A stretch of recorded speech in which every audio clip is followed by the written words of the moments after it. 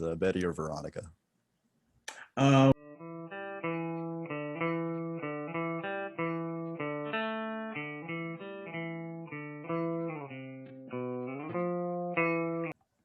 Welcome back to the Comics Cube, everyone. Today I am with Bill Walko of the Hero Business. Hi, Bill. hey, how's it going? Everything's all right. How's everything over there? Pretty good, hanging in a very strange year, but it's all good. It's been a very weird year, huh? For sure. I first saw your work. I first saw a commission you did of the Teen Titans as the characters from Stand By Me, Oh wow, yeah, that was a few years ago, but yeah. and immediately started following you on social media. It was like, I need to follow this artist. What influences that particular style of yours, the cartoony, offbeat type of style that you apply to superheroes? Yeah, so when I was developing my own webcomic, The Hero Business, Hmm. I wanted to be more of a simplistic art style, something that you see that's more of like a comic strip style. And in my mind, I was thinking of like the Archie style. Um, Mm. so what it ended up being once I sort of like designed the characters and figured them out, I feel it's sort of a blend of classic Archie art meets Bruce Timm Oh, there with it is. just a little bit of Jamie Hewlett gorillas. If you know Jamie Hewlett, Tank Girl and Yeah, Gorillas, yeah. it's got a little bit of that edge in it sometimes with some of the characters. So yeah, it's like it's kind of it's probably like 50% Archie, 40% Bruce Timm, and then 10% of that Jamie Hewlett. And for our viewers who don't know what Hero Business is, can you tell us what Hero Business is all about?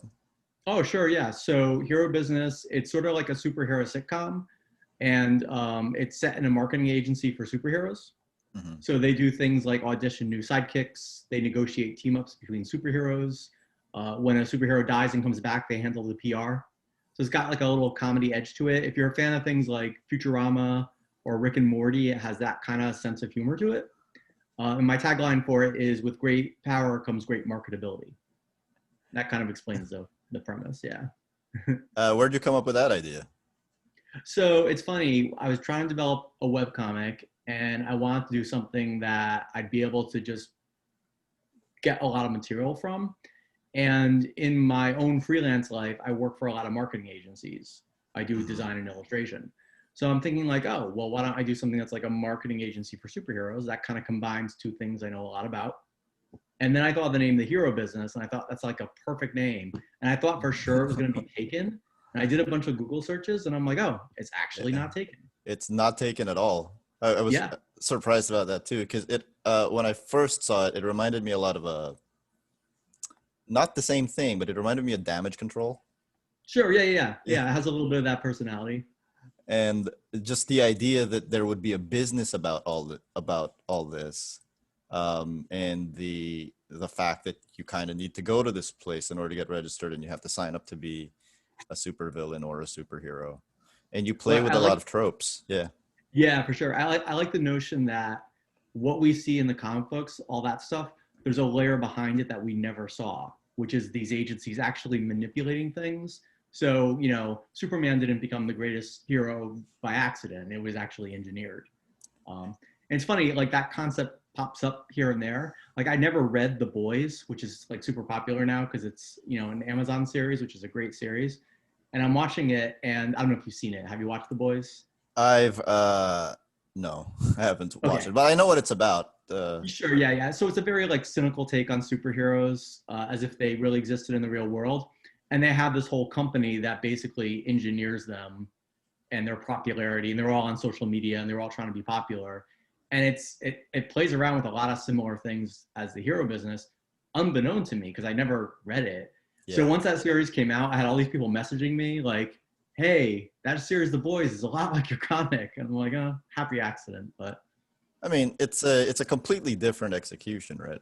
Oh, completely. Yeah, because mine's more lighthearted. It's more. I mean, Futurama is probably the right tone describing it because Futurama, they poke fun at things, but it's got some heart to it, and it's a little bit, it's not mean spirited, and the boys is a little bit mean spirited in a fun way, like in a very intentional way.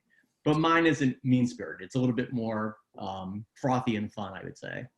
You know what it reminds me of? Do you ever hear that the main influence of Watchmen was a Mad Magazine issue? No, I didn't know that. It's the one with Super Duper Man fighting Captain Marbles. Oh, okay. Wow. Yeah. This is the first time I've ever heard that. Supposedly what happened was they decided we're going to use the exact same techniques, but we're going to make it serious. And that's kind of the difference between your strip and the boys.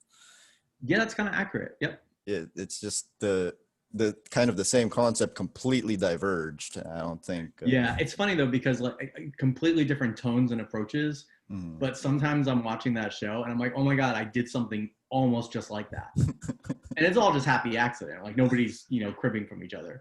But, it's funny. You look at a concept like that and, it's almost like, of course, you're going to find some similarities, right? You're going to find some similar things to kind of explore, It's like once you dig into that premise, certain things are just going to flow, right? Right. Because when you think of like how celebrities apply social media to kind of get, their popularity up, superheroes would do the same thing. Yeah. And it's just, then you add that layer of having superpowers and stuff like that on top of it. And then you get humor or drama or whatever, what have you. You play with a lot of tropes and archetypes in the hero business. So, and then you twist them on their head. So for example, you got a Lex Luthor figure who's working for the good guys, but he hates it. Would you say he say he hates? Yeah, he was working for the good guys. He hates it, and then you've got a Superman figure who's not particularly smart. Not at all.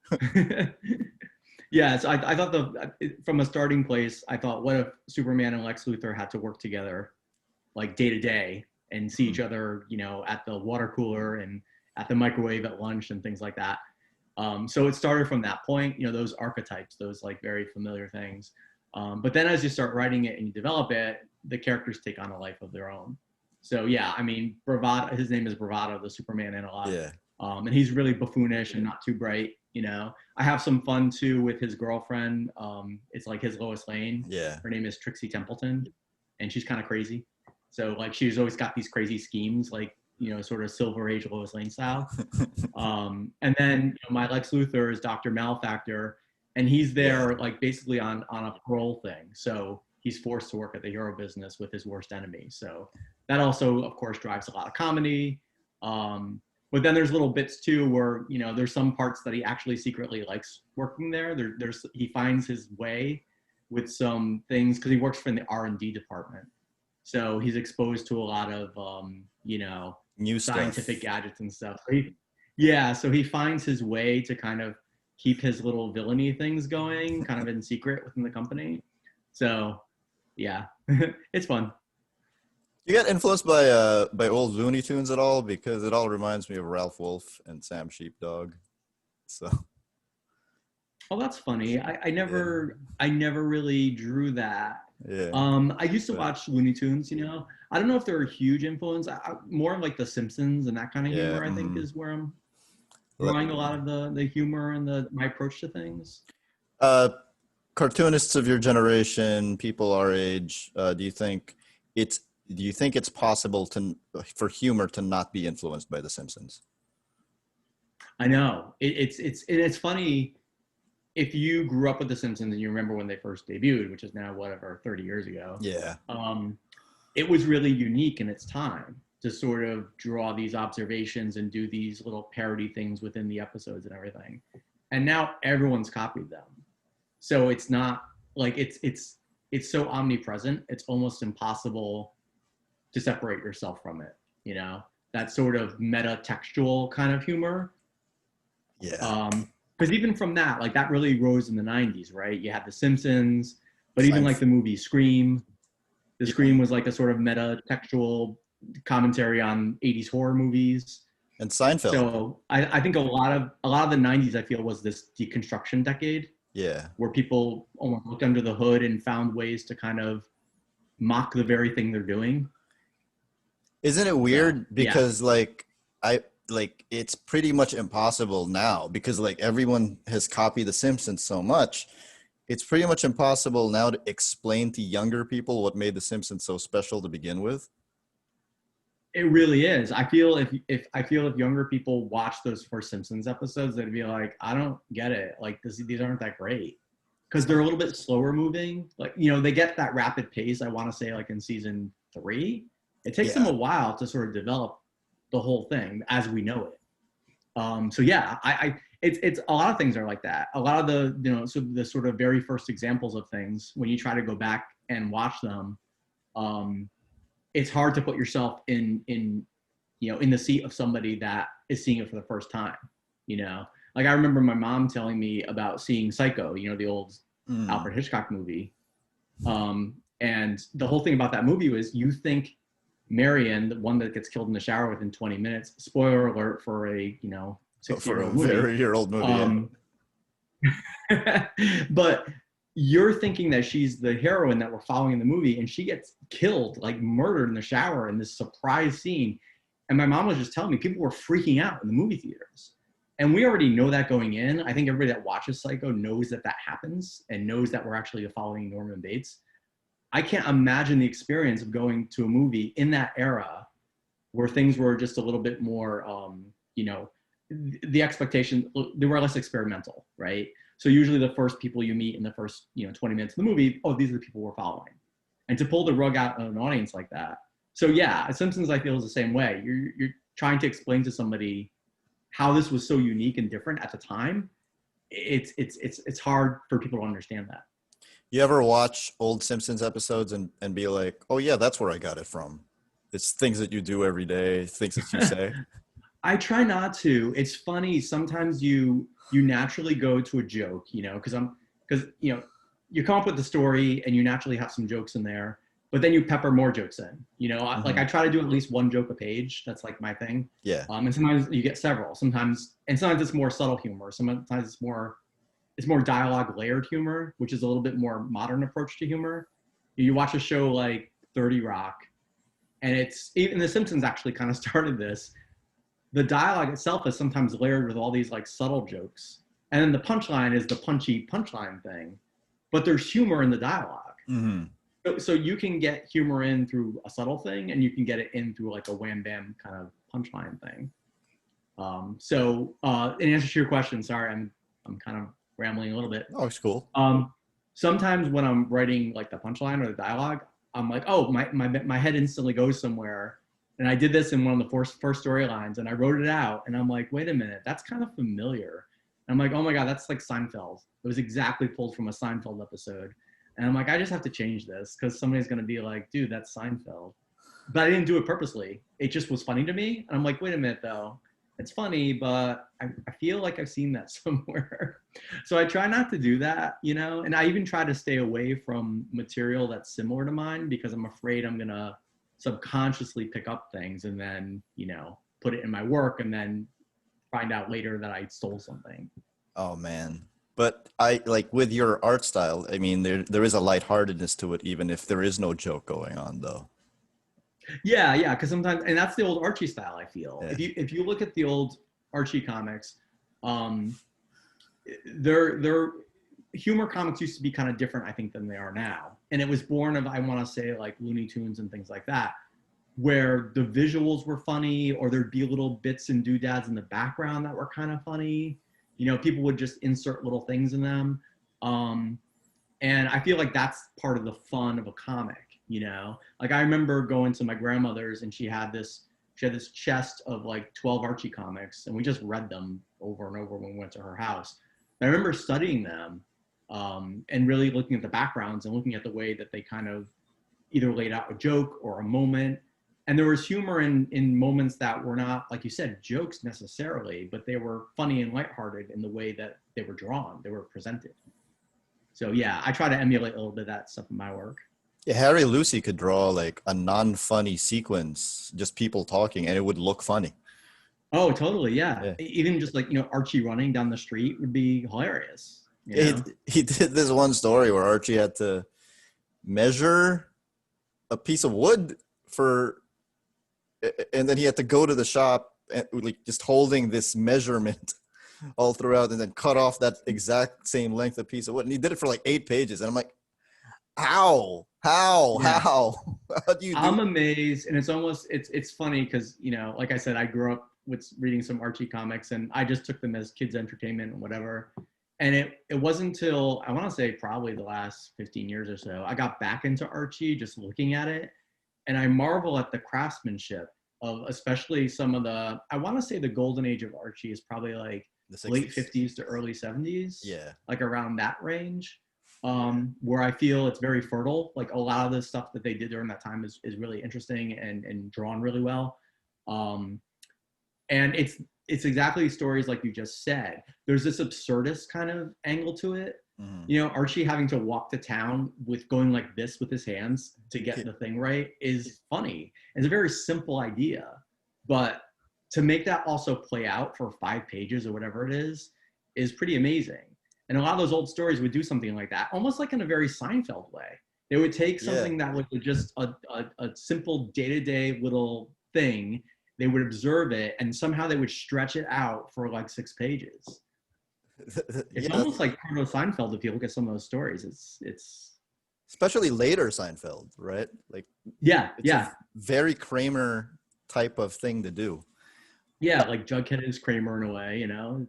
You can kind of draw some parallels.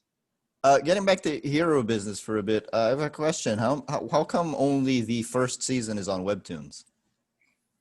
Yeah, you know, I started loading up to webtoons as kind of an experiment to kind of broaden my audience. The tough thing with webtoons is you have to format it for scrolling on the phone. Okay. So they have very specific rules. So what I would have to do, because those pages are already created, I have to recreate every single page to be scrolling. And it was a bit of a time suck. Yeah, and it's tricky because when you have a page that's like a full page reveal, it, you know, you want everything to be consistent with the size of the type and the dialogue and the word balloons. So there was a lot of restructuring involved in it, and it was getting to be really time consuming, and I was starting to feel like I was moving backwards because I was spending a lot of time on like stuff I did, you know, 8, 9 years ago, and I'm trying to develop the new material. So I kind of had to walk away from it for a little bit because it was just taking up too much time, unfortunately. So I feel like if I was going to do something for webtoons, I would want to format it specifically for the scrolling. I would actually create the comic to be different to accommodate that and use it to the best of its ability. That's unfortunate. Yeah, you know, but I couldn't find a way around it. Like you kind of really have to do it that way. And a lot of people that are consuming content on webtoons are doing it from their phone. Yeah. So I totally get it. I mean, you know, it's just the way it is. But that's not how you're structuring it. It's not how I structured it, and all that material is created, you know. And it's you know, you read it, you're familiar with it. I say it's a superhero sitcom, but it's also a bit of like a saga. There's also like a soap opera-ness to it, where each of the characters has secrets and storylines. Yeah. And you have to start at the beginning. There's reveals. There's there's momentum with the characters. So it's not like Archie Style where they're just one-offs, where I could just put up later stuff. Certain people are presented as good, but are not actually good. Yeah, you might say. Yeah. No spoilers, but yes. No spoilers. It's interesting the storyline you have now, because if somebody gets fired from the hero business, where else would they go to work? Yeah, there's some rival agencies that, have some interesting people working there. So they might go to one of those. And where can people read the hero business? Yeah, so there's a destination website. It's theherobiz.com. Mm-hmm. And you could read the latest things there, and you could read all the archives as well. And if you still like, books and physical media, if you go to my site at billwalko.com, you can order the book there in my shop. Right. So that's the two ways to kind of consume it. And I'll be doing a Kickstarter for the third book, probably early 2021 is what it's looking like. I'm more than halfway done with the third book, so I want to get it far enough ahead before I do the Kickstarter. And when I do the Kickstarter for the third book, you can order the previous two as well. So it's kind of a trilogy. It's going to be, the 3 books are going to comprise the story, and I'm going to conclude a lot of things. So you know, it reads like a trilogy that I think will be satisfying to people that have been following it. So is it over after that trilogy, or are you gonna just go in another direction after that? I think I'm going to take a little bit of a break from the hero business specifically after that to just explore some other stuff I want to do. I'm a big fan of like horror, so I have some ideas that I want to do that are not like comedic necessarily. So I want to maybe do something like that, and it's I would intend to go back to the hero business at some point. Where I'm leaving it off, it's not like I'm blowing up the world or anything. So we can certainly go back to it. Yeah. But I feel like there's a certain point where you introduce a bunch of storylines and you also want to get people payoff, because there's nothing more annoying than following something and then not having that payoff. Like, you know, like X-Files style where it just never pays off. I don't want to be X-Files. So Or Lost? Or Lost. Yeah. Yeah. Or Seinfeld? So actually. I want, was that? Or Seinfeld, actually. Seinfeld. Well, Seinfeld, It Larry tried. David would disagree with you. Yes, he would. There's nothing wrong with that finale. But the rest of the cast. Yeah. Yeah. Yeah. So that's great. Everyone, I'm going to put the links that you just mentioned under this video. So for ease of access and for easy purchase as well. Everybody read The Hero Business. It's great stuff. Check it out.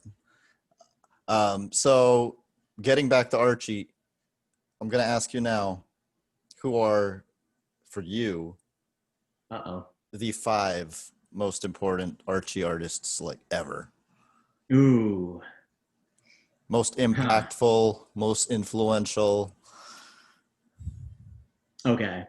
Should I start? I have to start at my number 1. I can't do a countdown backwards because my brain doesn't work that way. So Dan DeCarlo is my number 1. Is that even objectively arguable? People do argue between Dan DeCarlo and Harry Lucy. You will find arguments. You know, Mark Waid, very respected comic book writer and historian, will choose Harry Lucy over Dan DeCarlo. I mean, I like Harry Lucy better, but I don't think it's arguable that Dan DeCarlo has more of an impact, because the model that followed the two of them was not Harry Lucy. It was Dan DeCarlo's. Yes, it was. He was more influential, I would say. So I'm sorry, what's the question? Is it influential? Is that the question? Most important. Or is it favorite? Most important. Okay.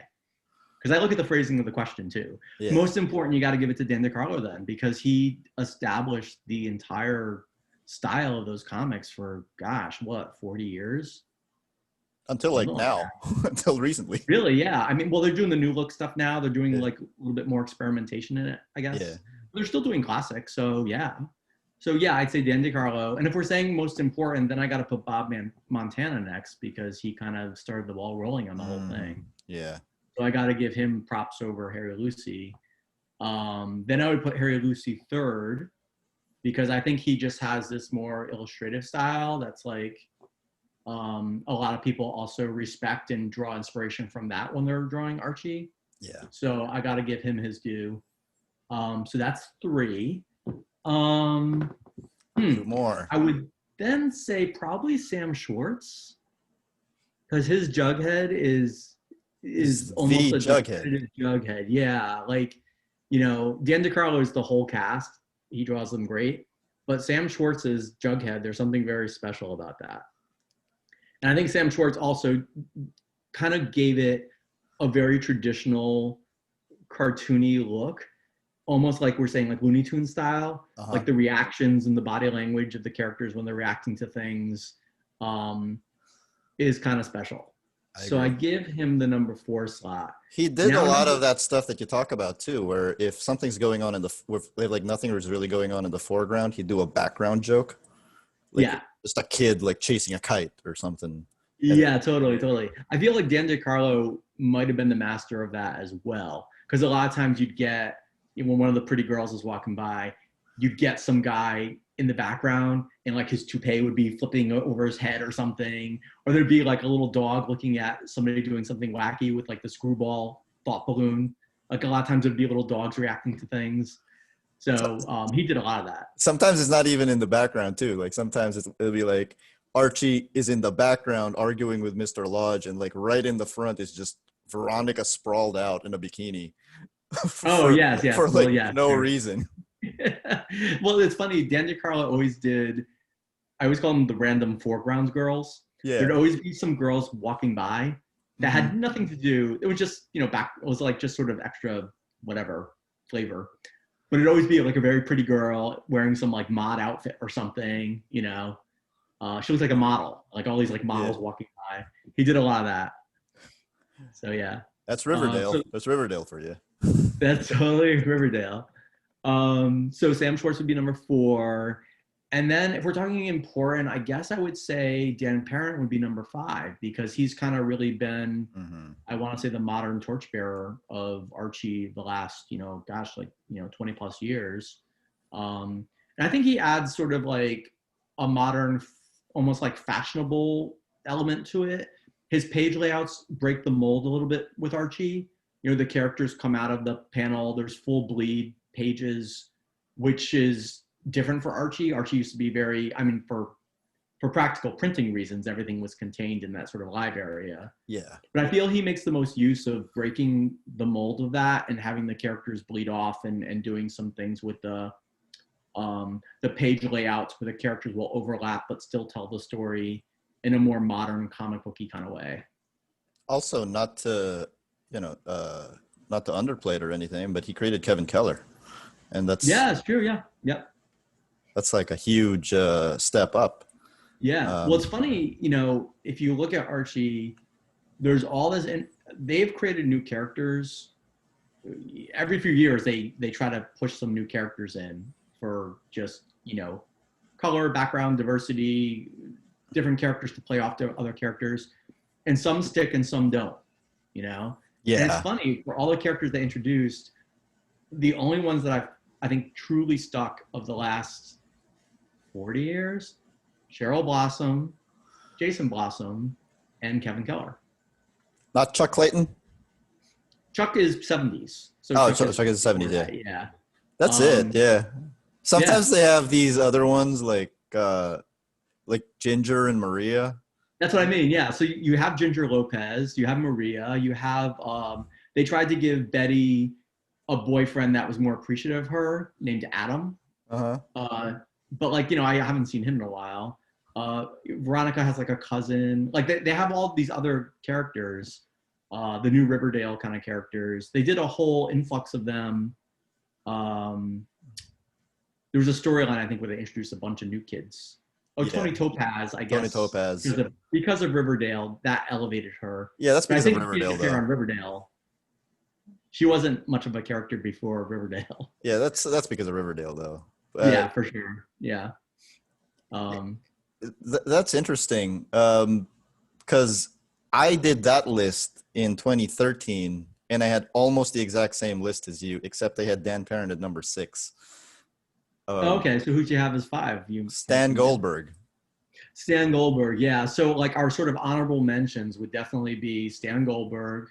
I'd put Jeff Schultz in there because his Betty and Veronica looks a lot like Dan DeCarlo. He drew Betty and Veronica, I think, like in the 90s. And he really embodies the classic style, doing some comics recently. And the Kennedy brothers are almost the successors to the Harry Lucy style. Yeah. If you've seen some of their recent stuff. Uh-huh. I agree. So, yeah. But the reason I had Stan Goldberg at, I think it was 2013, he had just drawn The Wedding. Yes. And even then I said, and then Dan Parent had just created Kevin Keller. And I said, like, I have a feeling that in a few years, I'm going to switch these two. Yeah. And I think I have now, like in my mind, I think I have. So we have pretty much the exact same list. So, Okay. Well, it's fun. I feel almost bad for Stan Goldberg because I feel like he's been so prolific, but when you're ranking things, I mean, you got to put DeCarlo before Stan Goldberg, so he kind of loses out almost by like a weird default. yeah. But he's brilliant. Like his work is fantastic. I mean, you look at his body of work in the Archie comics, it's great stuff. Yeah, he did all of the action type stuff too, right? Like the ones where they're chasing criminals and everything. And you could tell he came from Marvel. Yeah. I think he did a lot of the Life with Archie stuff where they did a lot of that, almost the Josie and the Pussycats style. Like they were mimicking the cartoon. They're doing these high adventure things. So he was like a spy, or they were solving mysteries and things like that. That's another thing for Dan DeCarlo. It's just like he created a whole different franchise with Josie and the Pussycats too. Oh yeah. Yeah, which was almost a weird, the evolution that's kind of interesting because first it was just Josie. It was She's Josie, which is almost like a female Archie thing. Yeah. And then because of Hanna-Barbera, they turned them into a band, and then they kind of evolved that series. And there's that weird time period in the middle where they're like this weird surrealist mod, like just a bunch of weird stuff happens, right? Like, and Melody is just one of the most adorable characters like in the world. Yeah. Well, it's funny, they started with a completely different cast. I mean, you had Josie Melody, and you had Alexander Cabot. He was there pretty early on. But he wasn't even the same Alexander Cabot as he would become. Right, later. He was different, yeah. But then you had Pepper as her friend. There was no Valerie. There was no Alexandra. There was no Alan M. He came a little bit later. So, the whole, and it was just her having teenage adventures. She was really just a female Archie. I think adding the band really kind of helped differentiate it, and made it something very different. And then they put Archie in a band. Yes. So, yeah, it's interesting. I wonder, I think Archie in a band came first, did it? So. But I don't think it was as committed as an idea. Yes. I think it was just the thing at the times, like, music was super popular with teenagers, so why not put them in a band? Yeah, I feel he was in a band, I want to say late 60s, like 68, 69. And Josie and the Pussycats didn't start until, I think, a little bit later, right? A little bit later, yeah. 71, something like that. So speaking of Dan, what is it about Dan DeCarlo's work that you love so much?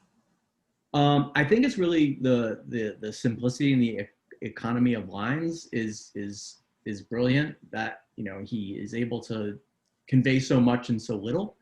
But also, it's that his characters. I always liked artists that draw. I say pretty people, but all his people look pretty. Like he draws them so well, the guys and the girls, and I always appreciate that. I'm also a big fan of George Perez for a similar reason. Yeah. So, and also, he draws the side characters really well. When there's a absent-minded professor, or when there's like a nosy old lady, he casts them really well. Like he draws them to perfection.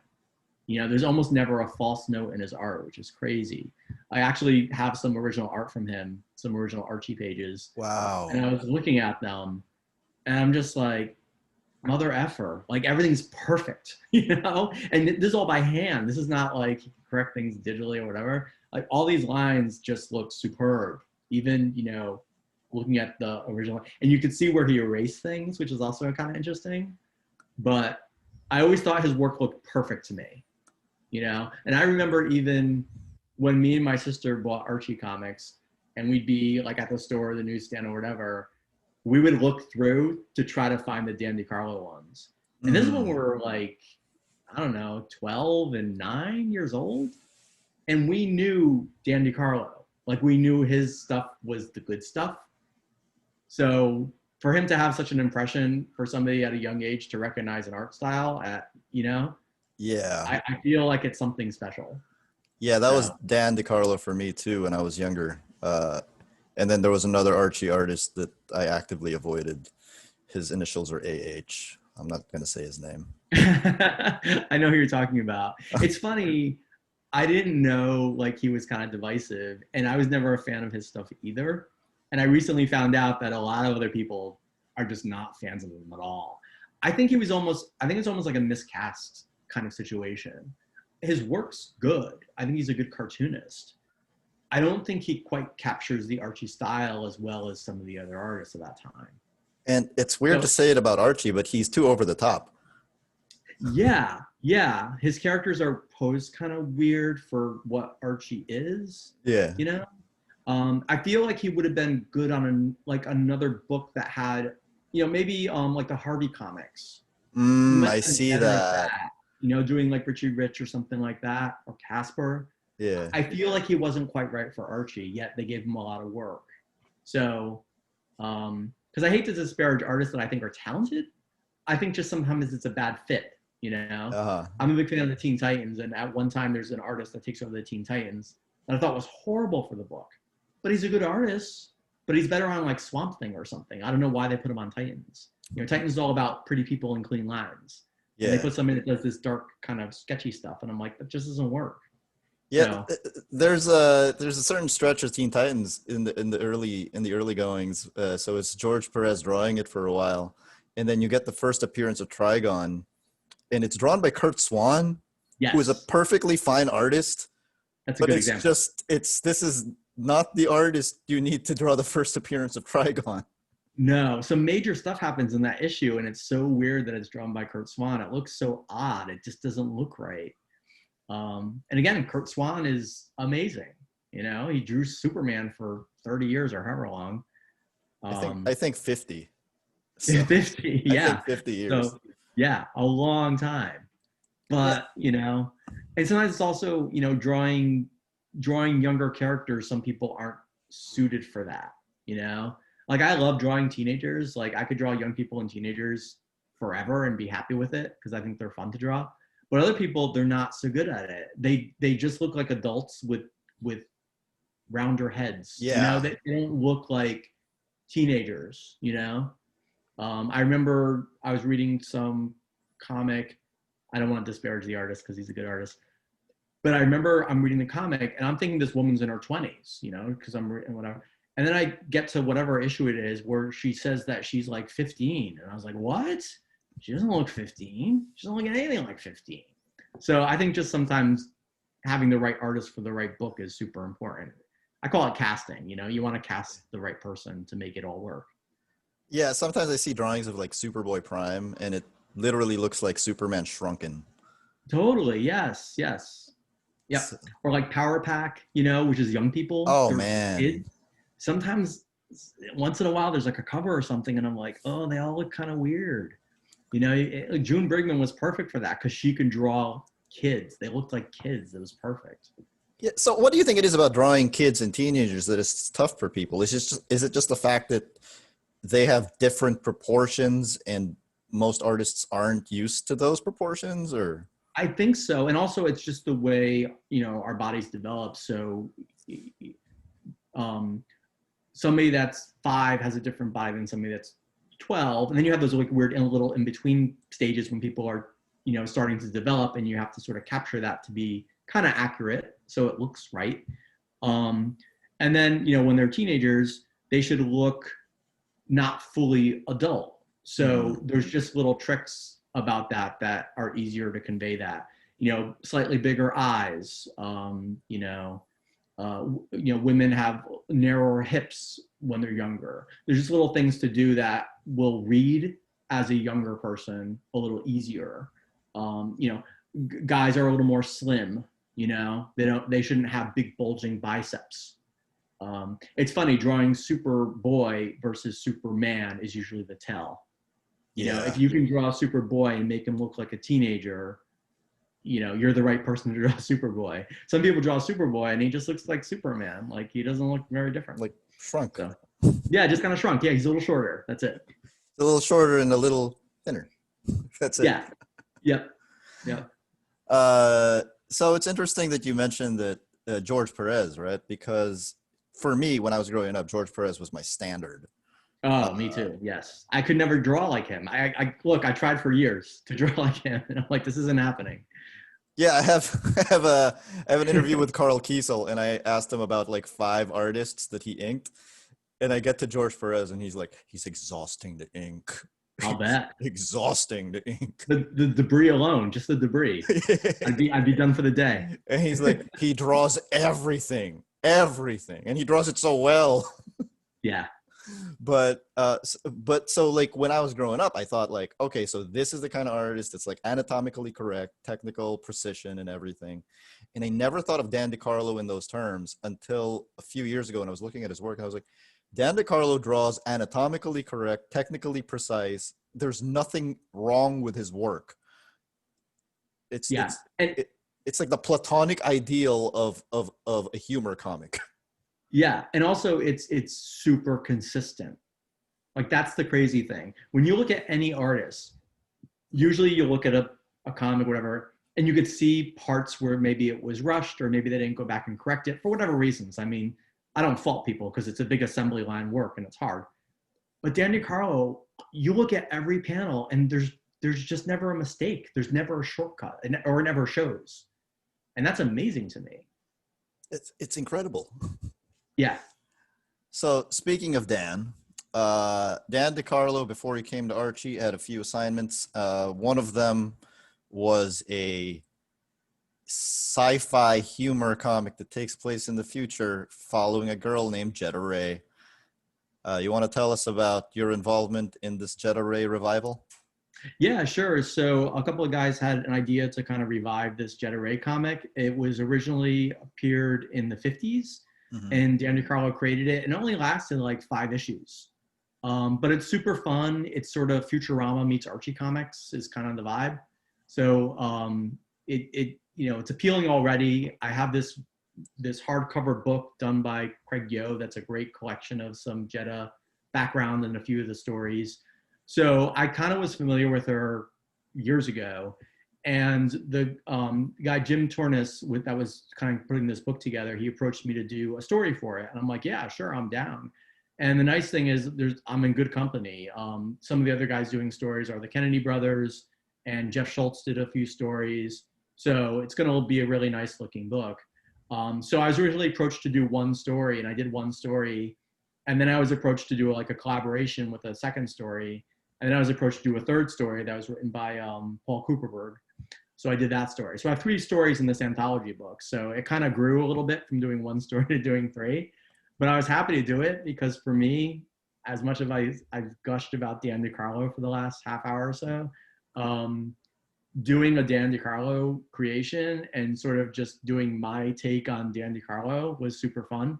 I tried to stay pretty close in the lane of a Dan DeCarlo look, adding a few of my little flourishes as well. But it was super fun. So it was crowdfunded through Indiegogo and through Kickstarter, and it's fully funded. It's being printed.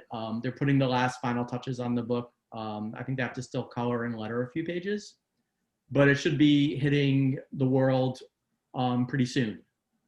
So that's the story of it. I think it's about 100-page anthology, somewhere around there. It's a good sized book, and it's super fun. Again, if you're a fan of Archie, if you're a fan of just good humor comics, I would say definitely pick it up, seek it out.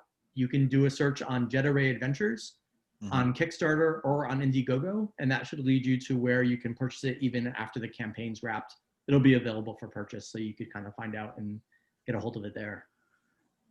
Futurama meets Archie, everyone. The links again will be below. Do you have any art that you can share from? I don't have anything super handy at the moment. Actually, if you give me a minute, I could probably. Sure. I mean, like. Yeah. Let's see here.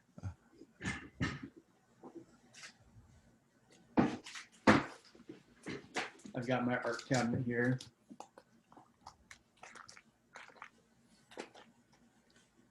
Yeah, so here's a page. So that's my opening splash page. I don't know if you can see the details. Nice, I see it. Yeah. Okay. Yeah, so really kind of going for that Dan DeCarlo kind of look. So hopefully. But it's distinctively yours, though. Yeah, it's funny. Your style will always creep in, your personal style. So it's fun to do something that's like a house style, but then still you're able to add all your fun flourishes to it. I tried to do little things though, like there's a little bird reacting to the action, kind of like we're talking about, like usually it's the puppies reacting to things in the background. So I kind of tried to add those little classic Archie flourishes to it as well, which is super fun. So, yep. Do you think? But yeah, if you go to the crowdfunding pages, there's other sample art and stuff, and you could kind of really take a better look at it. Do you think there's a market, a resurging market for humor comics? I think there definitely can be. The YA market is huge, so that's really growing. So having things available in that kind of graphic novel or larger count page format is a big trend right now that's kind of taken off. And also, I think the popularity of Archie through Riverdale, people are interested in those characters and that style, that sort of classic style is of interest to people. And I think humor comics are almost evergreen. If you do a humor comic the right way, they're always fun, and doing something like this comic where it's in the far future, it kind of removes it from some, super dated pop culture references. Yeah. I mean, obviously you're going to riff on things that are happening in the world, but it also sort of helps it stand alone and be its own thing without being, encumbered by having too many references to something that is very of its time. So I think for sure, but maybe that's just me. And I think we need it right now, right? In 2020. Yeah, I mean, we really need to laugh in 2020, right? So a humor comic, I think, is the perfect thing. Having said that, you did mention earlier that you're looking at doing some horror stuff. If you want to talk about that, or yeah, well, it's probably maybe a little too early to talk about yet because I'm still developing the actual concept of it. But it's sort of my own take on a horror anthology thing with some loose connections between the individual stories. So Okay. I want to do it as like a graphic novel format with a bunch of short stories in it. Is the basic format of it. But yeah. We can talk about that when there's something more concrete. Yeah, I'll say, it's a little bit. It's got like an old horror vibe to it, and if you're a fan of things like the Twilight Zone, which I'm a huge fan of, it sort of has a little bit of that. Some of the stories are going to have some fun twists at the end in that kind of style. So, I'd say if you're a fan of things like, Black Mirror and Tales from the Loop, which is recently on Amazon, has a sort of similar vibe too. So I've got just a few more questions. I think you mentioned earlier that your style is maybe 50% Archie, 40% Bruce Timm, but Bruce Timm himself is influenced by Dan DeCarlo. Totally, yeah. It's funny, you look at his influences, and it's Kirby, it's Alex Toth, and it's Dan DeCarlo. I think if you take those three people together, you kind of get Bruce Timm. Yeah. So we're all inspired by what came before us, Absolutely. And what's it like, doing the hero business all on your own, and then all of a sudden working with Paul Cooperberg? Yeah, it's kind of mind blowing. So it's funny because I originally did this webcomic as an outlet to kind of just do a comic. I kind of walked away from illustration for a bit and just did it in the marketing world with design. But I wanted to create comics. It's always been a love of mine. So I'm like, okay, well, there's this webcomic thing. That's the easiest way to get content out to people. So I did that. But then what happened as a result of that was the art style I developed for the hero business sort of became, that became almost my calling card more than the hero business itself. So as you mentioned, you found me through my drawings of Teen Titans, right? So when I started characters drawing, from Stand By Me, so. Yeah, totally. Yeah. So when I started drawing superhero characters in that style I had developed, I found people were really reacting to it. So I'm like, oh, I guess this is my new art style. I kind of just did it for the hero business, and I'm like, oh, I guess this is just the way I draw now. So what did you draw like that before took that? off, and it led to other. I could, if you deep Google search me, you could probably find things. If you go to my DeviantArt page, I think it's still active. You can find some of my old stuff. And it's more me trying to be George Perez, which I feel it didn't quite work. I got to look that up. Okay. Yeah. You could find some older stuff by me. Okay. But at any rate, so doing stuff in that style, it led to assignments and people being interested in my work and me getting some, some small publisher work. So it just sort of became my style. So having the opportunity to do the Jetta stories and work with, somebody like a Paul Cooperberg, which I grew up with his writing. I grew up with his comics. So that was awesome. The piece I did for the New York Times, I did a Stanley tribute story that was written by Brian Michael Bendis. That was crazy.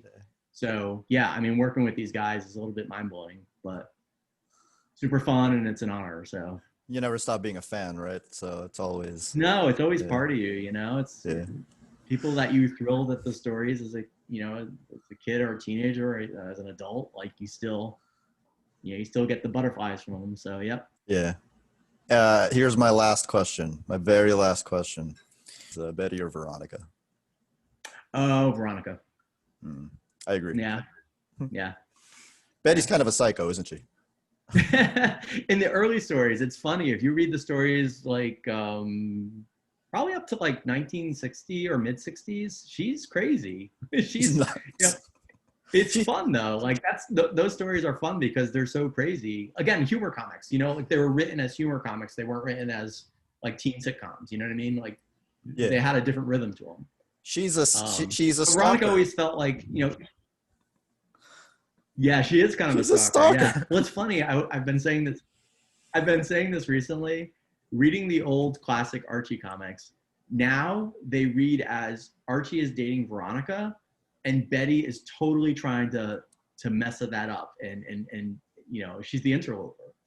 Mm-hmm. It doesn't read as Archie's dating both of them, which I think is what it's supposed to read as. It reads as Archie is chasing Veronica, and Betty just keeps inserting herself. Which is kind of weird because Betty's supposed to be the good girl, right? Like she's supposed to be the one that's nice, yet she's the one that's actually trying to wreck a relationship of her best friend. It's an alternate take on the Archie universe, but that's how it reads sometimes too. A lot of the time, because there's a lot of like classic stories where Archie's like, "Oh yeah, Veronica's my girlfriend." So yeah, I mean, he's always chasing her, and she's always trying to just get a date from him, really. And most of the stories are like that. And most of the time he neglects her for Veronica. So it really reads like he's chasing Veronica and Betty's just chasing him. Absolutely. That's it. That's my last question. Thank you, Bill Walko, Hero Business. That's my Archie knowledge drop for the night. Everybody, let us know what you think and follow Bill on his Twitter, which the tag is right there.